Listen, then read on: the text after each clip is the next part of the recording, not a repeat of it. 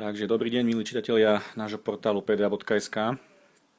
Dnes sme si do redakcie pre vás nachystali zariadenie, ktoré je trošku netradičné. V podstate všetky komunikátory značky BlackBerry nie sú tak často zastúpené ako iné produkty Nokia, HTC a podobne. Dnešný model je taktiež možné zakúpiť u obidvoch operátorov, najväčších Orange aj T-Mobile. A my sa pozrieme na to vlastne, čo nový BlackBerry, respektíve čo BlackBerry 9300, alebo ak chcete BlackBerry Curve 3G ponúka. V redakcii v podstate máme európsky model, okrem neho je ešte možné sa stretnúť s americkou verziou, ktorá má označenie BlackBerry 9330. Má trošku vyššie parametre, avšak určená je pre americké siete CDMA. Takže samotný telefón je veľmi ľahučký. Je v podstate, keď som testoval predtým napríklad iPhone 4 a prechádzal som na tento BlackBerry, tak sa mi to zdalo až neuveriteľné a nemal som z toho dobrý pocit. Predsa len má v podstate 104 gramov, čo je ozaj veľmi symbolická hodnota. A neobsahuje žiadne kovové alebo sklenené časti, čiže pre niekoho môže pôsobiť trošku lacno. Z môjho pohľadu sa počase, používame ho približne v redakcii asi 3-4 týždne, ukázalo, že práve tá hmotnosť a jeho absolútna flexibilita v tom nosení je jeden z jeho najväčších predpokladov k jeho kúpe. V podstate aj tie ceny, či už máme na mysli dotované u operátorov alebo nedotované, sú veľmi priaznivo nastavené. Začal by som možno trošku netradične tým mínusom. Najviac mi na BlackBerry 9300 vadí, že má len QVGA display. To znamená, rozlíšenie je orientované na šírku 320x240 pixelov, čo je ozaj, hlavne pri fotografiách vidíte, že ten displej by zniesol aspoň polovičné VGA. Na druhej strane veľmi výborná vec je QWERTY klávesnica. Na tú sme u BlackBerry komunikátorov zvyknutí. 9300 to doťahuje do celkom slušnej dokonalosti. Písanie je rýchle, efektívne, veľmi návykové. A osobne, keď som vlastne predtým alebo opätovne sa pokúšal vrátiť na iPhone 4, tak mi predsa len tá hardwareová QWERTY klávesnica chýbala. Pod displejom je už klasické rozloženie kláves. Prijatie, odmietnutie hovorov, to je zelený a červený telefónik, hlavné BlackBerry tlačidlo a návrat krok späť. A konečne máme po rokoch používania optického koliečka, toho trackpadu, máme trackballu, máme konečne trackpad, to znamená optické posúvanie vo všetkých vlastne smeroch, či už vertikálnom alebo horizontálnom. Doteraz som trošku nepresne uviedol, doteraz sme mali len ten trackball, to bola taká gulička, ktorá mala veľmi veľký neduch v tom, že sa po veľmi krátkom čase, po pár mesiacoch zaniesla a bolo potrebné ju vyčísliť alebo vymeniť a dosť bola nepresná. Oproti tomu tu nemáte problém ani pri väčšom teple, proste ten trackpad reaguje senzor veľmi presne a efektívne. Navyše máte možnosť v nastaveniach si vlastne určiť jeho citlivosť v podstate horizontálne a vertikálne až v 100 bodoch, čo je proste fantastické. Samotný BlackBerry 9300 vám ponúkne na svojej ľavej stene 3,5 mm konektor k tomu micro USB, potom spúšť, respektíve ľubovoľne voliteľné tlačidlo, môžete si navoliť v nastaveniach, k čomu bude slúžiť. Vrchná stena ponúka ovládače pre multimediálny prehrávač a navyše tu máte blokovanie klávesnice.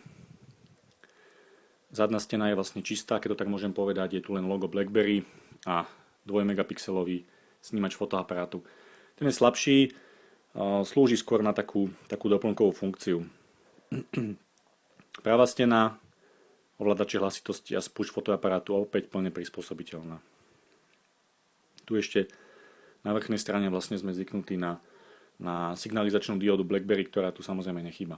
To, čo 9300 chýba, je v podstate výstup batérie, teda keby ste chceli z BlackBerry 9300 používať nejaké špeciálne púzdro, ktoré by menilo vlastne režimy, tak neúspejete, pretože vlastne na to BlackBerry 9300 nie je konštruovaná.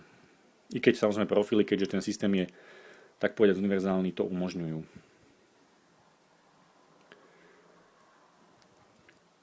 To, čo je výhodné pre 9300, je možnosť nainštalovať si tam systém BlackBerry OS 6.0. My sme tak spravili, i keď mnohí používateľia BlackBerry alebo fanúšikovia tejto značky vyčítajú práve tomu systému, že je orientovaný skôr na dotykové displeje. Mali sme v podstate v redakcii BlackBerry Torch, kde ste si to mohli všimnúť. Ja osobne môžem povedať, že mne práve naopak vyhovuje BlackBerry 9300 a jej nedotykový systém, respektíve displej, a to ovládanie sa mi preto veľmi, veľmi páči. Ako vidíte, dá sa prechádzať jednotlivými znakmi, respektíve položkami po horizontálnej úrovni. Môžete vyvolať celú kontextovú ponuku. Štandardne Apple dodáva svoju aplikáciu na Twitter, svoju aplikáciu na Facebook, rovnako je tu vlastne aplikácia pre sociálne siete, univerzálna YouTube a tak ďalej, BlackBerry Messenger. Pristavím sa ešte potom pri kvalitách videohovoru, respektíve pri kvalitách hovoru. A to, čo sme u BlackBerry zvyknutí, že je tá kvalita tých služieb orientovaných pro podnikateľsky, to tak nazvem, tak je dotiahnutá do dokonalosti aj v prípade 9300. Hovory sú veľmi, veľmi čisté. Nemáte pocit žiadneho rušenia. Práve naopak,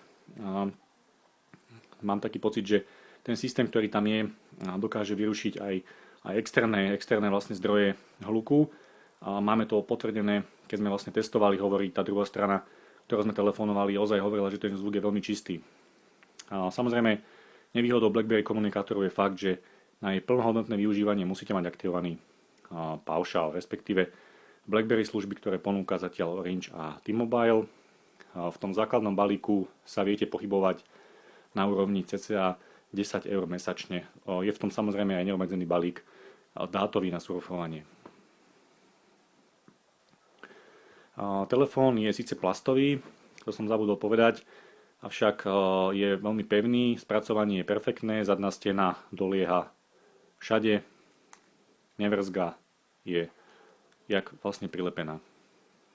Systém je veľmi rýchly, napriek tomu, že disponuje len 256 MB pamäťou RAM a nemáte žiadny pocit so zamrzaním. Všetky reakcie sú plynulé, žiadne hlásenie o tom, že by telefón nestíhal alebo mal niečo, riešil vlastne prioritu spustených aplikácií. Multitasking je na BlackBerry vynikajúci. Vidíte, podržaním kontextového tlačidla BlackBerry som hneď v menu a môžem sa prepínať medzi aplikáciami. A na záver by som povedal len o výdrži ešte. BlackBerry 9300 má kapacitu batérie 1150 mAh. Znie to síce trošku málo, avšak ja sa dostanem pri plnohodnotnom používaní všetkých služieb vrátane BlackBerry na 2,5 dňa, čo sa mi zdá absolútne fantastické. Navyše používam BlackBerry aj ako modem pre MacBook svoj. Takže to si neskôr vo videu ďalšom ukážeme, ako funguje BlackBerry ako modem. Takže pokiaľ zhľadáte nejaké zariadenie a vyžadujete od neho plnú mobilitu, prepojenie so svojou firmnou schránkou a navyše ste závislí od vlastne e-mailov a radi by ste možno vyskúšali službu BlackBerry, tak vám 9300 plne odporúčam. Jej najväčšou výhodou je zrejme tá cena, kde oproti iným komunikátorom tej vyššej rady, napríklad ako je 9700 alebo 9800, dostanete veľmi kompaktný, ľahký, na druhej strane pevný a rýchly komunikátor, ktorý vás nikdy nesklame. Takže z našich takýchto dojmov pohyblých obrázkov by to asi bolo všetko. Budeme sa ešte snažiť preniesť pohľad na BlackBerry možno z iného vlastne uhla, najmä jeho využitie napríklad ako modemu. O tom pripravujeme ešte samostatné video. Takže ďakujem vám za pozornosť a teším sa zase, dovidenia.